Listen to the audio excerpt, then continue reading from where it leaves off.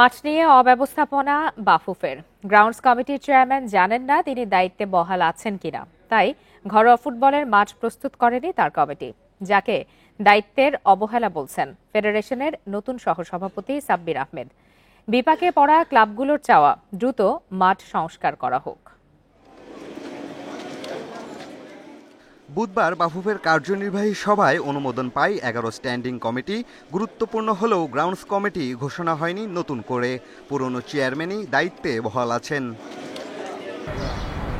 ঘরোয়া ফুটবল চলমান, অথচ গ্রাউন্ডস কমিটির চেয়ারম্যান জানেনই না দায়িত্বে আছেন তিনি, তাই কোনো কার্যক্রম নেই এই কমিটির, ফলে অপ্রস্তুত মাঠেই চলছে ম্যাচ।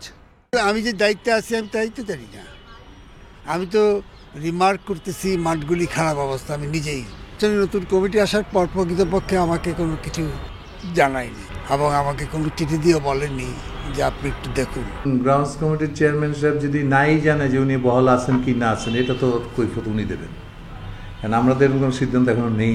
জানেন না বলে দায়িত্ব এড়াই গেলে হবে না, ওনাকে দায়িত্বটা পালন করতে হবে। কেউ যদি বাধা দেয় তখন উনি বলতে পারে যে আমি কি কোথায় আছি।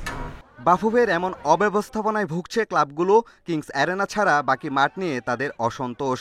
মোহামেডান ম্যানেজমেন্টের অভিযোগ, মাঠ নিয়ে দেশি কোচদের চাওয়া আমলে নেয় না ফেডারেশন। ফরেন কোচ আসলে তাদের ব্যাপারে গুরুত্ব দেয়।